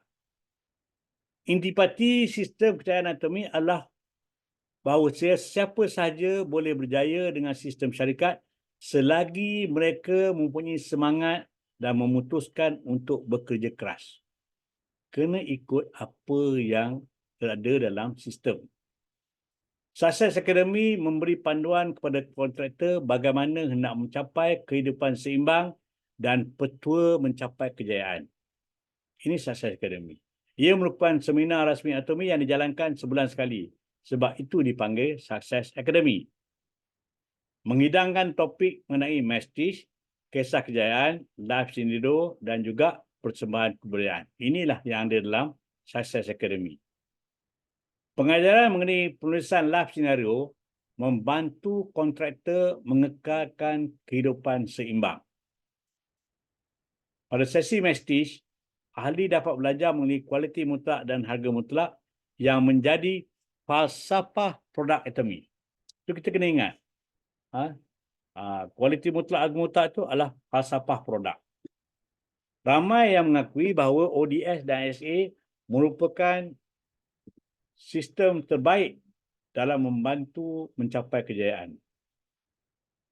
Jika menyertai ODS dan SA dan fokus pada sistem atomi, ahli akui bahawa kejayaan bukan lagi mustahil. Kalau kita ikut betul-betul. Kontraktor mesti benar-benar memahami semua maklumat yang dikongsikan dan dengan penyertaan dalam seminar ini, mereka sedar akan semangat dan kegairahan dalam bisnes atomi. Oh, dia realise. Semua perkongsian dapat membantu ahli memberi tumpuan dan tenaga bagi menjalankan bisnes atomi hingga berjaya. Sebab tu kita dengar, kita tengok orang menangis, dia cerita kisah kejayaan dia, kita pun, kalau dia boleh, kenapa kita tak boleh? Okay. Kontraktor yang mematuhi sistem adalah orang-orang yang berjaya. Siapa yang ikut sistem, dia akan berjaya. Sebab kenapa Atomic HQ mengajukan SA adalah kerana syarikat benar-benar inginkan kontraktor mendapat kehidupan seimbang. Strategi sinergi super hati bersatu adalah enjin yang membolehkan Atomic berkembang dengan pesat bukan hanya di Korea, malah global. Bagi organisasi di mana ahlinya hanya bergantung pada keupayaan diri, haknya akan bergantung pada keupayaan masing-masing. Kan? Kalau ikut pada capability dia, maknanya maksimum dia setakat capability dia lah. Kalau dia 10 orang, 10 orang lah. Kan? Tak akan bertambah. Tapi organisasi yang berkongsi keupayaan, semua ahli akan dapat mewujudkan sinergi. Mungkin 2 atau 3 kali lebih besar. Bila sebab tu kita beli satu, kita akan lagi tambah lebih besar. Terbukti benar bila ramai kontraktor berjaya di Atomic tanpa mengira pendidikan, rangkaian atau kekayaan. Kita dengar cerita daripada Go Sales Master Camp ni, kita dengar mereka yang berjaya itu semua ada masalah. Bankrupt lah, sakit lah, semua ada masalah. Okay. Sinergi super hati bersatu lebih kuat daripada persaingan sengit. Pada awal 2023, suatu Success Academy bulan Januari, 4 karakter Cina tahun ini telah dikongsi. Quantum Leap dan Global Synchronization. Kita ingat dulu yang kita kat sini ada bergendang-gendang tu. Okay. Set pertama karakter bermaksud bangkit dari abu, naikkan bendera dan memukul gendang. Itu Quantum Jump atau Quantum Leap. Okay. Kemudian set kedua karakter bermaksud penyegerakan global. Global Synchronization. Semua Atomian harus naikkan bendera mereka. Lupakan kesulitan lampau, kembali semula dan melompat ke dalam dunia. Itu yang dia nak suruh kita buat. Mana forget. Dah COVID tu forget. Lupakan. Okay, lupakan. Diharapkan semua dapat mencapai kejayaan seimbang 2023 dengan kehidupan yang baik, menyayangi, belajar dan menyumbang kepada masyarakat melalui sistem kejayaan Atomic. Habis dia bercakap. Kemudian, Yong Jung Kim, kita pasal one day seminar. One day seminar. Ini daripada grup latihan. ODS adalah satu manual untuk kejayaan. Satu manual untuk kejayaan. Sistem kejayaan akan beri jalan untuk kejayaan ahli. Bagi guide. Okay? Peluang untuk ahli membawa orang baru dan kontraktor untuk belajar tentang produk, tentang syarikat, produk, pelan pembahasan dan juga bisnes Atomic. Itulah fungsi ODS. Yang membezakan Atomic dengan yang lain adalah menjadi kewajipan bagi Atomic menganjurkan dan menghostkan semua seminar yang merupakan sebahagian daripada usaha pendidikan ahli. Orang lain tak buat. Atomic saja yang buat. Atomic saja yang buat. Atomic telah menyediakan sistem kejayaan di mana tidak berbakat mengikut sistem boleh berjaya. Orang yang tak ada bakat, tak ada talent, tapi kalau dia ikut sistem, dia boleh berjaya. Merupakan sistem yang membimbing kontraktor agar berjaya, memandangkan semua orang bergabung dalam sinergi super bersatu hati bersatu sambil mendengar ceramah mengenai syarikat oleh Pak Hanggia. Bagi mereka yang ingin melakukan perniagaan Atomic sebagai kesibukan sampingan, Atomic sangat sesuai bagi mereka yang ingin menjalankan bisnes sambilan. Okay. Sistem kejayaan ini, Atomic memastikan kejayaan bagi mereka yang membuat cara sambilan, terutama sekali di zaman yang tidak menentu ini. Sekarang ni, zaman uncertainty. Tidak ada lagi istilah kerja selamat zaman ni. Orang elok-elok kerja, esok syarikat bungkus. Hilang kerja. Orang elok-elok, syarikat kena kurangkan pekerja. Hilang kerja. Kisah kejayaan yang jelas oleh kontraktor dikongsi kerana semua ahli baru prihatin terhadap pendapatan mereka. Okay? Kalau kita kongsi cerita kisah-kisah ni, ada orang akan tersentuh dan dia akan ambil maklum dan dia akan cuba perbaiki. Jika mempunyai kefahaman yang baik mengenai sistem kejayaan Atomic, ia akan membantu memulakan bisnes Atomic. Habis cerita pasal ODS.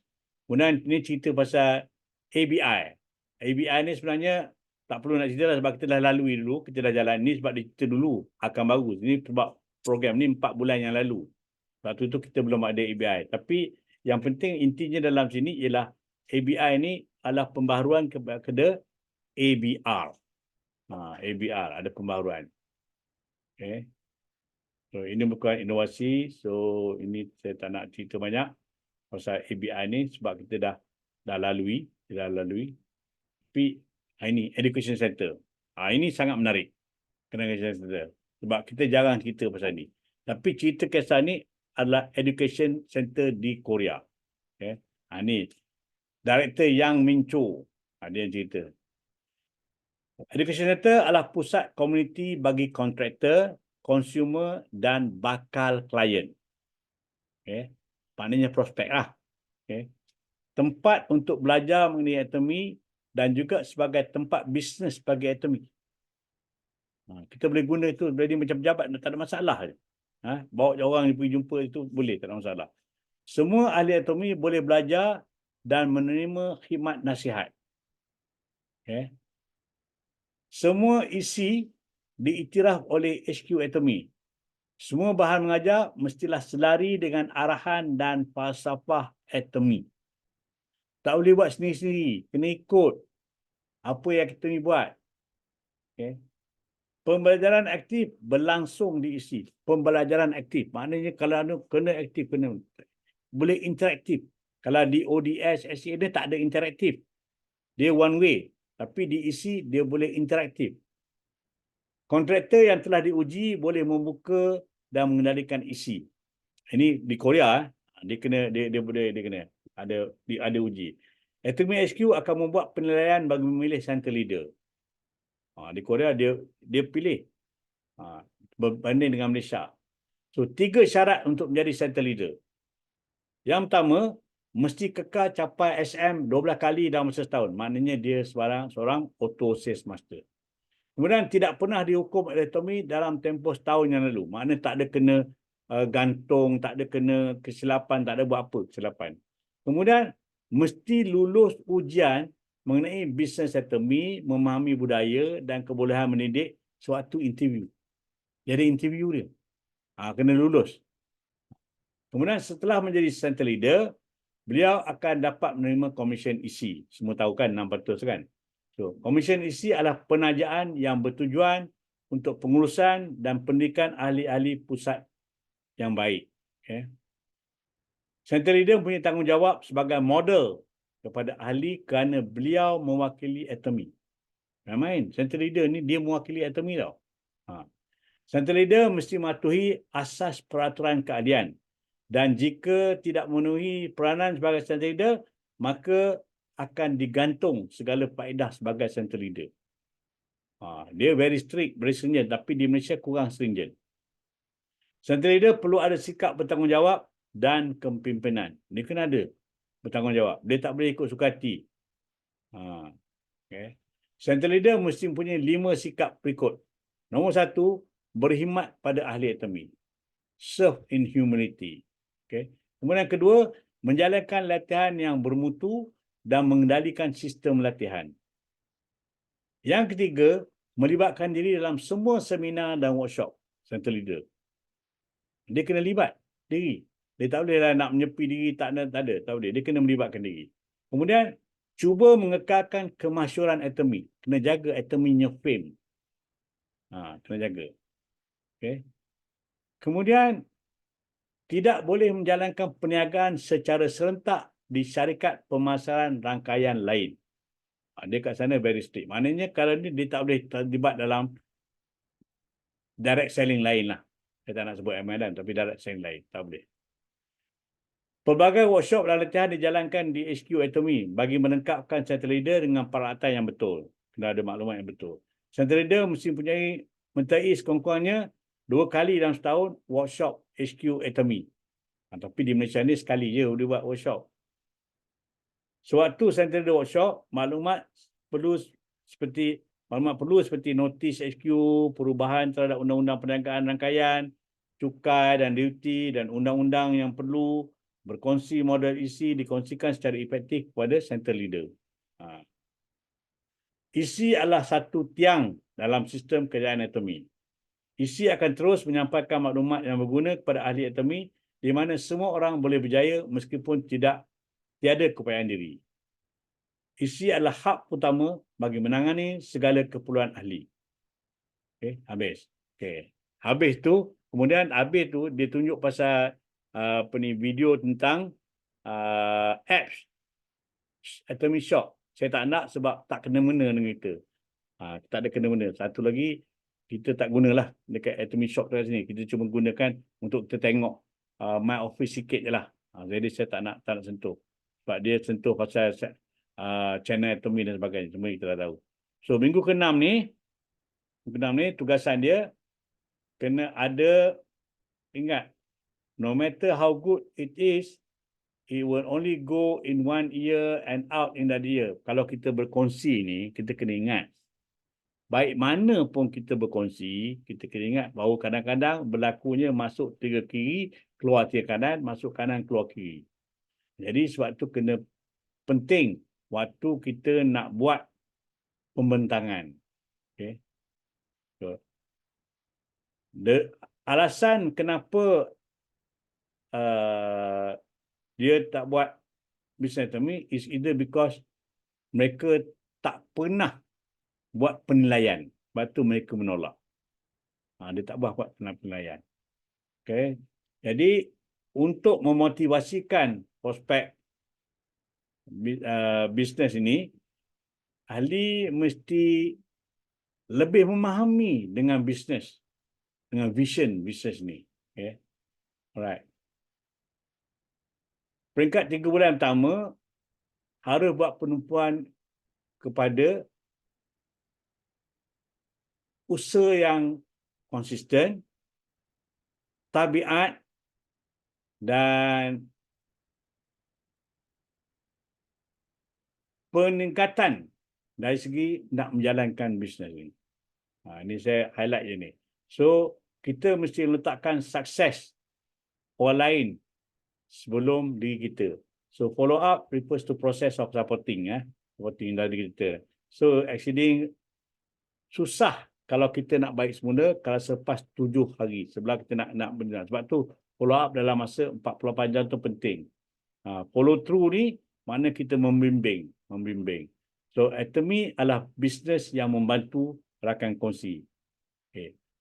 Membantu mereka berjaya adalah satu kejayaan bagi kita. Okay.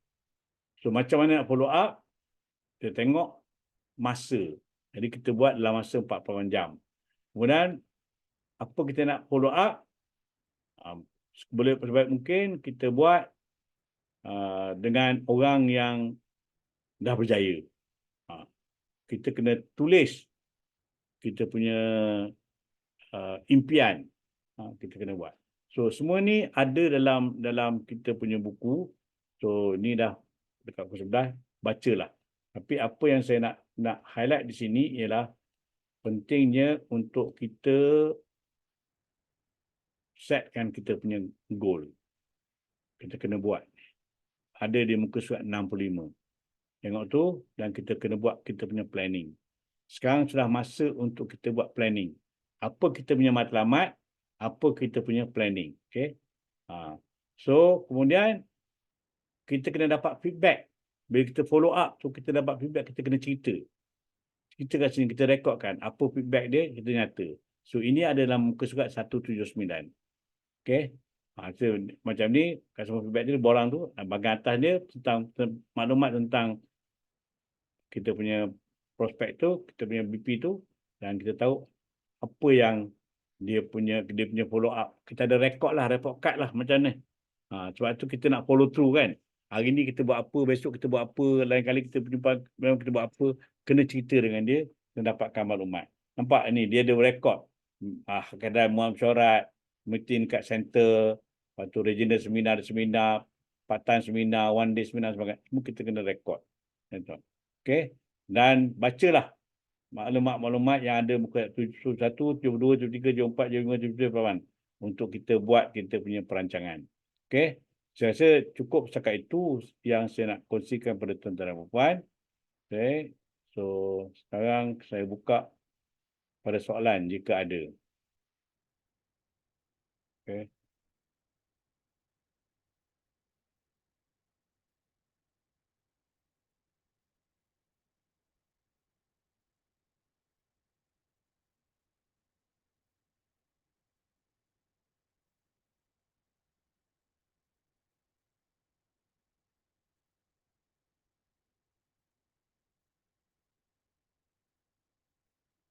Okay. Ada apa persoalan?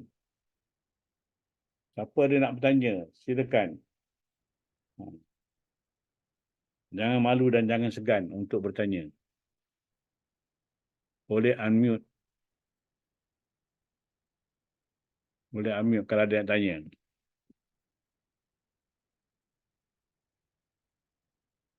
Okay, tak apa. Sama-sama. Syam.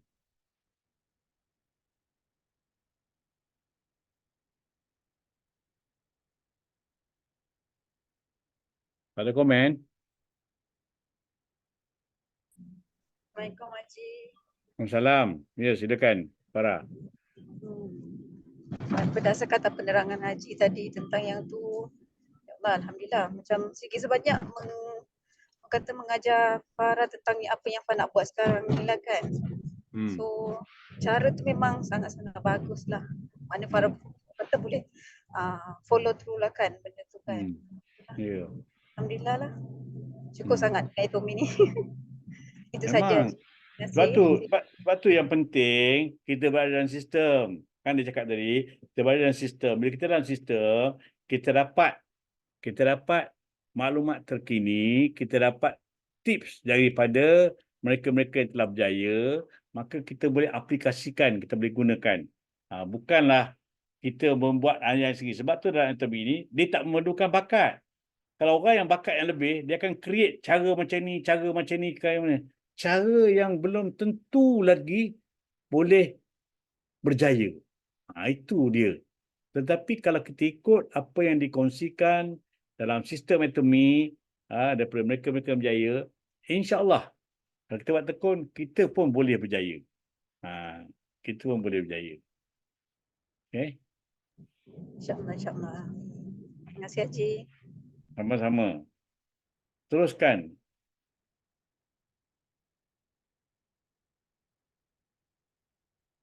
Baik-baik. Okay. Alright. Ada sesiapa lain?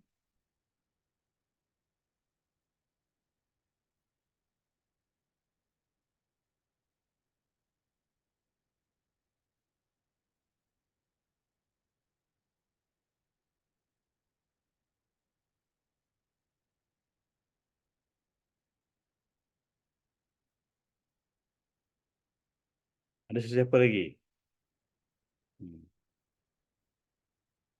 Sama-sama. Kata memang berpotensi. Dia boleh cakap Mandarin. Boleh ada rangkaian di China tu. Tunggu je kat airport. Tengok Mayan datang dari China tu. Cerita pasal terbih.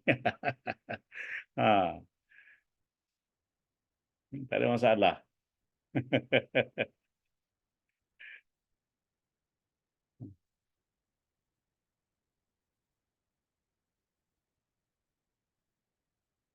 Okay.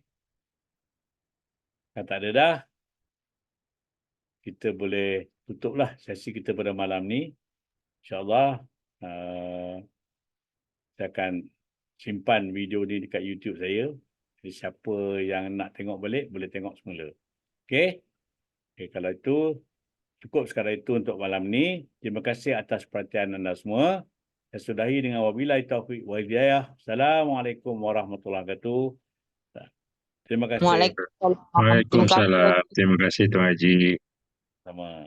Waalaikumsalam. Right. Terima kasih. Okay. 3, 2, 1. Bye-bye.